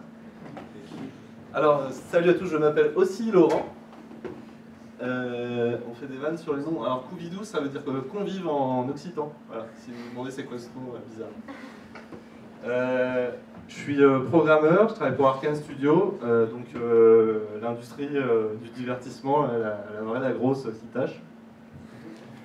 Et je suis venu vous parler de mon travail, et mon travail celui de mes collègues sur l'IA de Dishonored 2.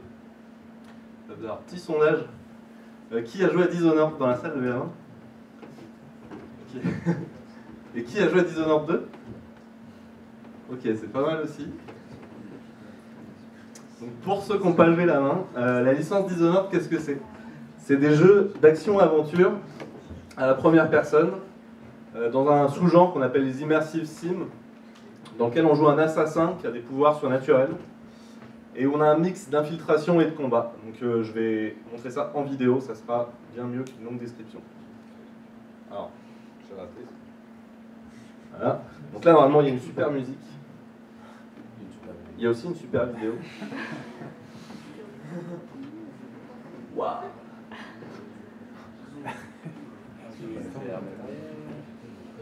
Alors, on va la refaire. Voilà.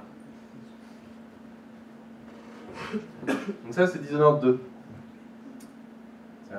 On a fait une vidéo, on a essayé de compiler un petit peu les choses que font nos NPC. Donc quand je dis NPC, c'est non-player character, des personnages non joueurs. Après, un petit peu de recherche, un petit peu de combat. Donc, on a des NPC différents, ça c'est des sorcières qui ont des pouvoirs, elles se téléportent. C'est assez sanglant, ouais. Je m'excuse pour les âmes sensibles. Voilà, donc là c'est des pouvoirs du joueur, on peut spawner, faire apparaître des clones, on peut lier les NPC entre eux pour que le destin de l'un devienne le destin des autres.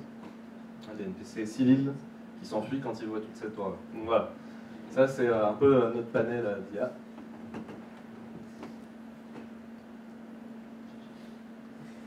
Alors voilà, pour ceux qui n'auraient pas joué à Dishonored 2, il y a une démo gratuite qui est disponible maintenant, dans laquelle on peut jouer les 3 premiers niveaux. Voilà, je fais de la pub. Et si vous, par hasard, vous décidez de sauter le pas, vous gardez votre progression si vous achetez. Et pour ceux qui n'en auraient pas eu assez, on vient de sortir Dishonored, la mort de l'Outsider, qui est disponible depuis le 15, et c'est un jeu à part, c'est une extension standalone.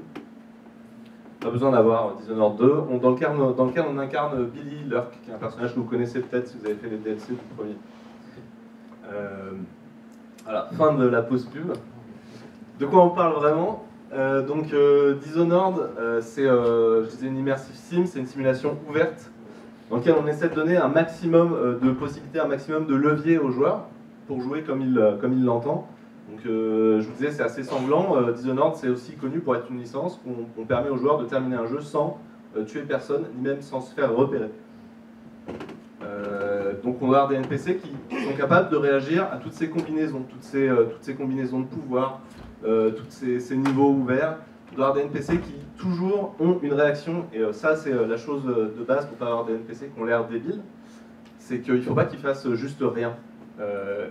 S'ils font quelque chose, ils essaient de faire quelque chose qui paraît logique. Donc c'est pas possible de tout scripter, on peut pas tout prévoir, comme disait Laurent numéro 1. Il faut du systémique, il faut des systèmes solides qui sont capables d'encaisser la complexité. Donc nous on a des choses classiques, des senseurs, un système de knowledge, donc c'est une grosse banque de mémoire des bonhommes, un behavior tree, un arbre de comportement, donc ça c'est des trucs assez classiques. Il y a plein de documentation là-dessus, je ne vais pas revenir là-dessus, mais on fait des trucs un peu moins classiques, donc c'est de ça que je vais parler. Et on va commencer par un truc assez simple. C'est notre système de placement en mêlée. Donc pour parler de ça, j'ai une petite histoire en intro. Alors, la CD. Voilà, ça c'est une ACD. Et je tire ça de ce livre-là qui est très bien. Le charme discret de l'intestin, de Julia Enders. Donc l'ACD cherche son petit coin de paradis. Dès qu'elle a trouvé un rocher qui lui paraît sûr, l'ACD c'est un animal primitif sous-marin. Un rocher qui lui paraît sûr, qui a la température idéale et qui se trouve à proximité de réserves alimentaires, elle pose ses valises. Car la CD est un animal sessile. Elle vit fixée sur un support. Une fois qu'elle s'est installée, elle reste là où elle est, quoi qu'il arrive. Donc la première chose que fait la CD quand elle a trouvé l'endroit de ses rêves, c'est qu'elle mange son cerveau. Bah ouais, pourquoi pas. Pour vivre exister en tant qu'ACD, on n'a pas besoin d'avoir un cerveau. Donc ça c'est vrai, et la morale, c'est qu'un cerveau, ça sert, et il y a des scientifiques qui pensent vraiment ça. On a développé, le règne animal a développé le cerveau principalement pour se déplacer. Se déplacer, alors peut-être d'autres trucs, hein, mais principalement se déplacer au départ. Et trouver où aller, c'est un problème complexe. Et pour nous en IA, et pour nous en IA dans les jeux vidéo, c'est fondamental. C'est ce que je disais tout à l'heure, hein, on ne veut pas un NPC qui fait rien et qui ne bouge pas, ou qui essaie de faire des trucs et qui n'arrive pas à bouger.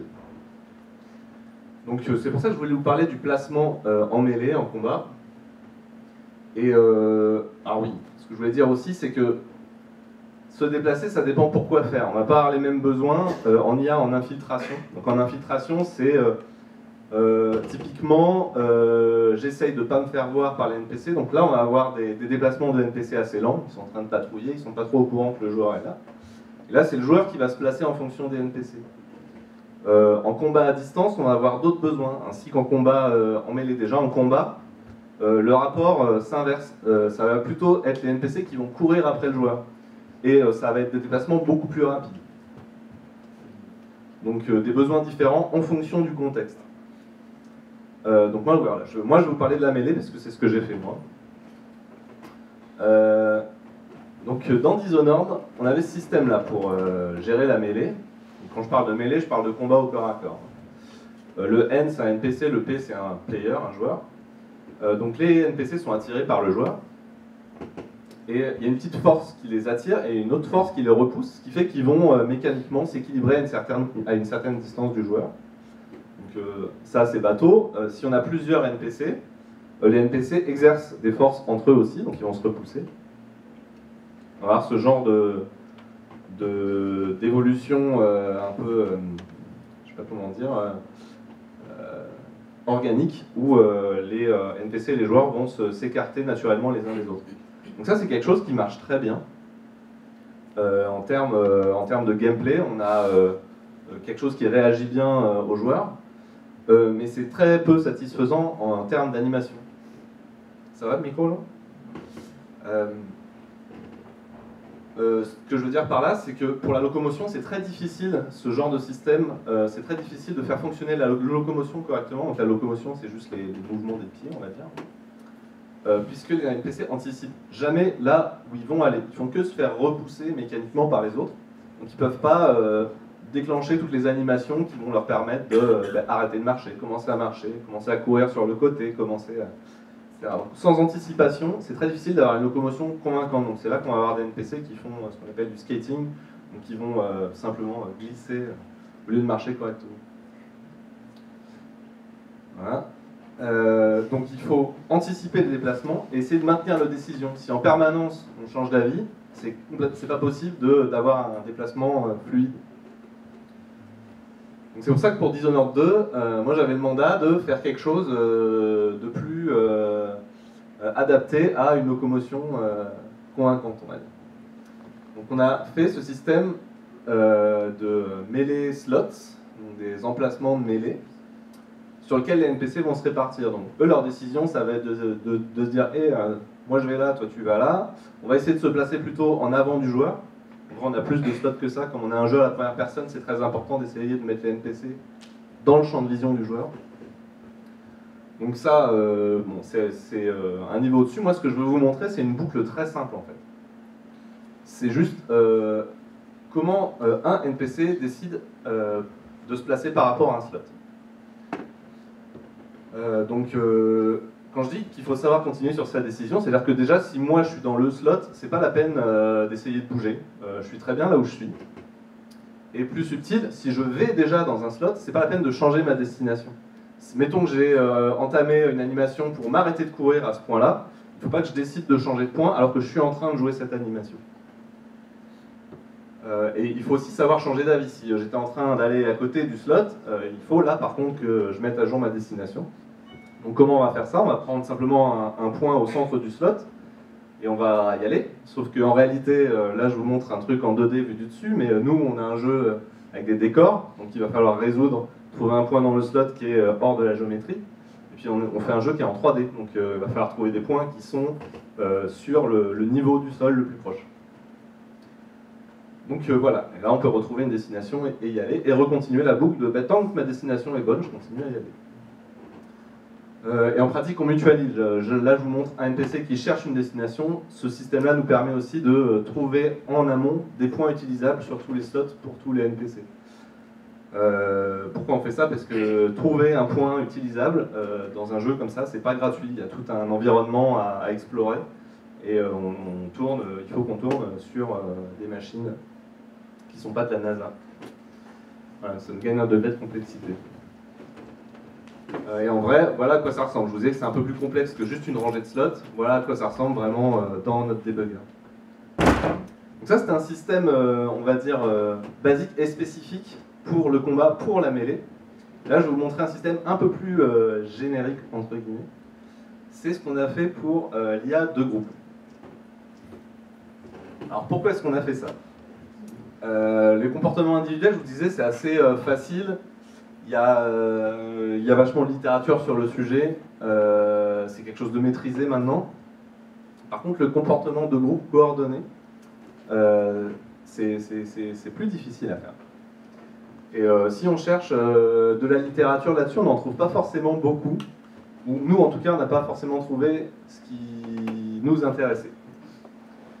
sauf à l'exception de ceci, notamment ça c'est un talk de Mika Vekala qui est, si ça vous intéresse, allez regarder, un développeur assez calé en IA, qui bossait pour IO à l'époque, IO au Danemark, qui a fait ce talk où il parlait d'un système de situation qui était justement un système de coordination des NPC qui est très intéressant, et au départ on s'est inspiré de ça. Mais on n'a pas fait exactement ce qu'il a dit, sinon ça ne servait à rien, je vous en parle. Donc qu'est-ce que je veux dire par des gens coordonnés? Des gens coordonnés, c'est ça, c'est des gens qui sont sur le même bateau, qui rament ensemble pour aller au même but, donc ces dames ou ces messieurs. Des gens pas coordonnés, ça va être plus ça. Voilà, tu prends les mêmes, tu les mets en soirée avec un petit peu à boire, un petit peu de musique, et tu as ce genre de comportement émergent qui se crée. Donc moi je vais vous montrer ce que ça donne dans notre jeu. Je vais vous montrer 2 vidéos de combat, avec et sans la coordination. Donc pour commencer, sans la coordination. Donc là voilà, j'ai 3 gardes, un garde en rouge qui est un garde d'élite, il a un pistolet, et 2 gardes en bleu qui sont des gardes de base. Là, on peut voir qu'ils se rentrent un petit peu dedans. Voilà. Ils se tirent dessus même carrément. Donc, globalement c'est assez brouillon. C'est pas catastrophique, mais c'est un peu brouillon. Et là, cette fois avec notre couche de coordination activée. Donc là, ce qu'on voit, c'est qu'ils s'écartent un petit peu plus. Ils ne se rentrent pas dedans. On voit que le garde d'élite qui est au fond, il balance des ordres, et surtout il reste au fond. Il ne tire pas sur ses collègues.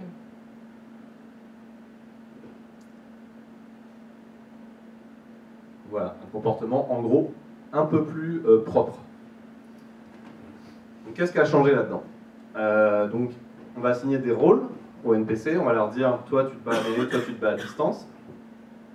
On a un placement exclusif, c'est ce que je vous montrais avant sur les slots de mêlée, les NPC ne vont pas se marcher dessus.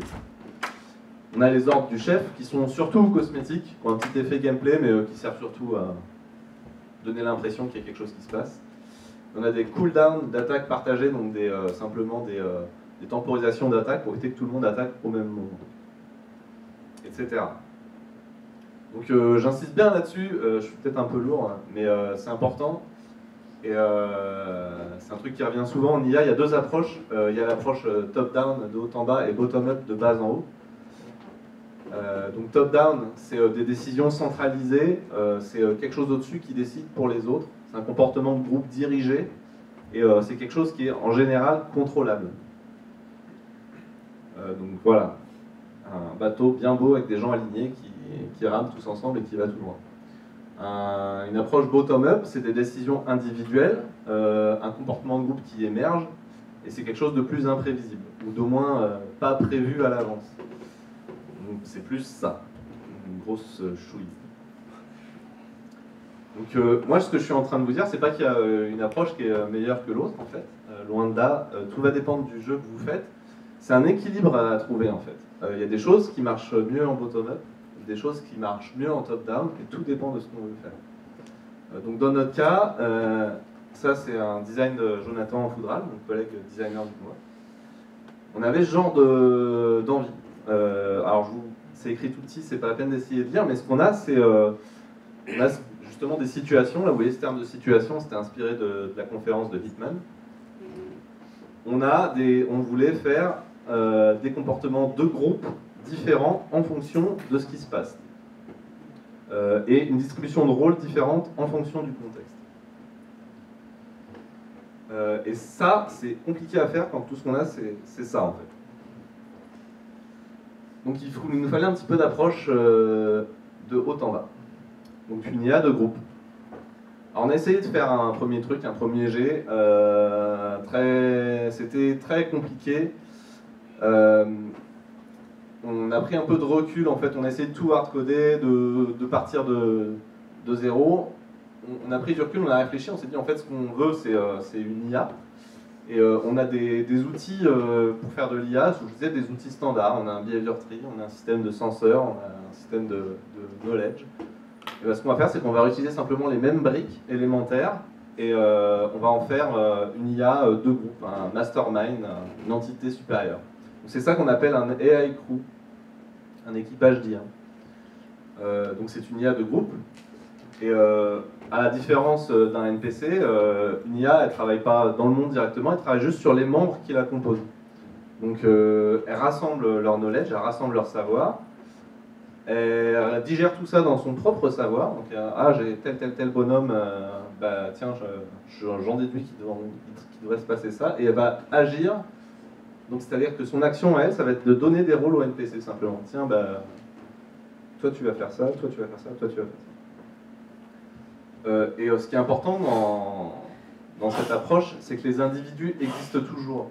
Donc ils ont toujours leur comportement de base, et tout ce qu'ils font, c'est utiliser des infos qui leur viennent du crew comme n'importe quelle info. Ce qui me permet de débrancher la coordination, comme vous l'avez vu dans les vidéos, et d'avoir toujours un jeu qui tourne. Et de bien faire la distinction entre ce qui relève du comportement individuel et du comportement du groupe. Donc, et ça, même plus généralement, moi je suis programmeur, hein, je fais des logiciels. Alors en ingénierie logicielle, c'est le principe de responsabilité unique. La coordination, c'est le rôle des crews, et le comportement individuel, c'est le rôle des NPC. Ça permet de ne pas justement avoir une plâtrée de spaghettis et de plus savoir qu'est-ce qui fait quoi dans le code. Donc comment on groupe les NPC? On a un système de requêtes. Chaque NPC émet des requêtes individuellement depuis son comportement individuel, depuis son arbre de comportement. Nos level designers, les gens qui créent les niveaux, peuvent émettre des requêtes depuis leur script. Donc une requête, c'est très simple, c'est juste un objectif et une cible. Par exemple, zigouiller le joueur, par exemple. Et ce que ça donne en vrai, donc ça, c'est un arbre de comportement individuel. Et ce que vous voyez, c'est que tout à la racine de cet arbre, donc ça c'est l'arbre de comportement de combat individuel, il est très très grand, hein, il va beaucoup plus bas. Mais à la racine, on voit cette requête qui est mise pour le crew. Pour ce NPC, si lui individuellement trouve d'autres gens pour se battre avec lui, on va créer un crew. Donc on trie les requêtes par priorité, on groupe les NPC qui partagent la même requête, on les rassemble en tant que membres d'un crew. Et on a pris le parti qu'un NPC pouvait faire partie de un et un seul crew pour simplement nous simplifier la vie. Donc c'est simple et surtout c'est dynamique. Et ça c'est super important. On ne demande pas à nos level designers de créer les crews pour nous. C'est quelque chose qui se crée à la volée en fonction de ce qui se passe dans le jeu. Si je vais chercher un groupe de garde à l'autre bout d'un niveau et que je les ramène avec je les rassemble avec un groupe de garde au début du niveau, ils sont capables de se battre ensemble. Et alors ce que ça donne au niveau du crew, comme je disais, donc là on est un cran au-dessus, on est au niveau de l'IA de groupe. On a aussi un arbre de comportement.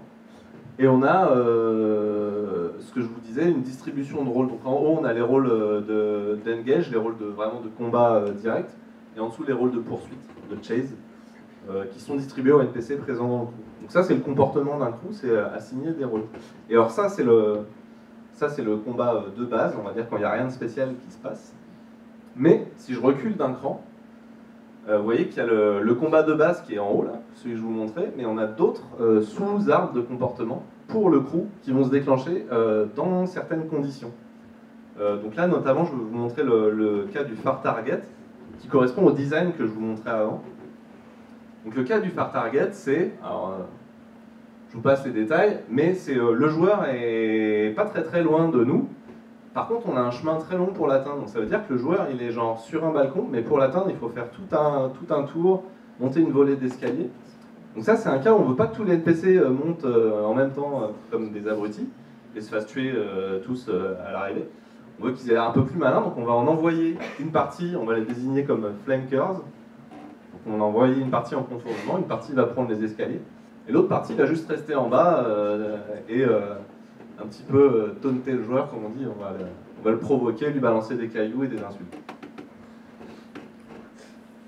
Et ça peut se terminer de deux manières. Si les flankers, les NPC qui contournent, atteignent le joueur, ils arrivent sur le balcon, on annule cette situation, on va revenir à un combat normal et les autres NPC vont rejoindre le combat. Par contre, si tous les contourneurs, tous les flankers se font tuer, les NPC qui restent vont rester en bas et vont continuer à provoquer le joueur. Donc ils ne vont pas venir se faire trucider comme les autres. Donc ce que ça donne en vidéo, je vais vous montrer la première fin. et la deuxième fin. Donc là, vous voyez, je suis un petit peu en l'air sur un promontoire. J'ai mis un petit piège, j'agresse le monde. Hop, je vais me planquer là-haut. Donc là, on va voir qu'il y en a une partie qui va essayer de monter. Là, il y en a un, deux qui essaient de monter. Et il y en a un des deux qui a survécu, qui s'est pas pris mon piège. Donc tout le monde va rejoindre le combat.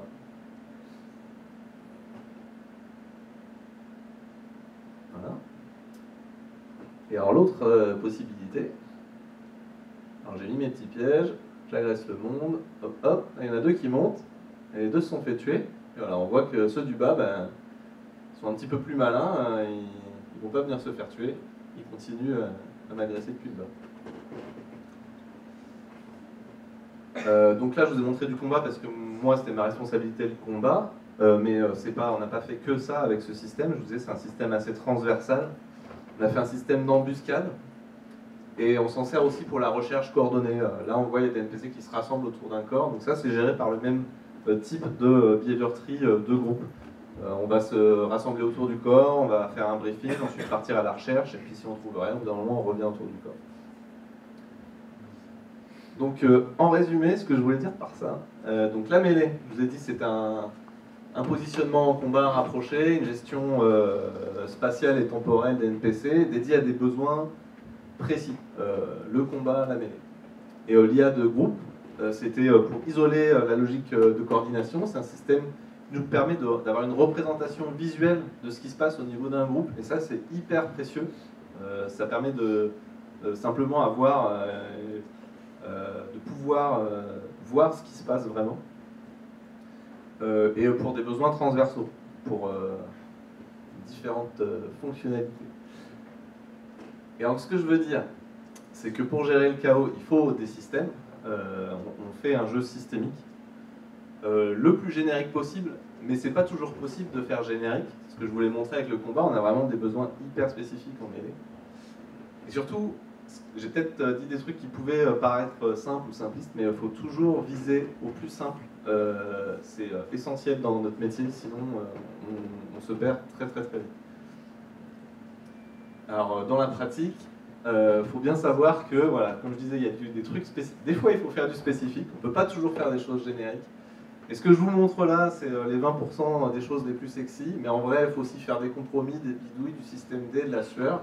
80% du boulot, c'est ça. C'est 20% de ce que vous voyez quand vous jouez. Mais c'est bon, voilà, c'est le principe de Pareto, plus ou moins modifié. 80% des effets viennent de 20% des causes. Bref, je vous ai montré des choses jolies. Partez pas tout de suite. Arkane Studio, je disais, on fait du gros jeu qui tasse. On n'est pas tant que ça. Ça c'est notre équipe à la Sucrière à Lyon. Faut pas hésiter à venir me voir si ça vous intéresse de rejoindre l'équipe, de venir dans la grande piscine des studios qui essaient de faire du triple A. Voilà, vous pouvez utiliser les adresses qu'il y a là ou venir me voir directement. Et, ouais, je sais pas si on a le temps pour des questions, mais sinon venez me voir après.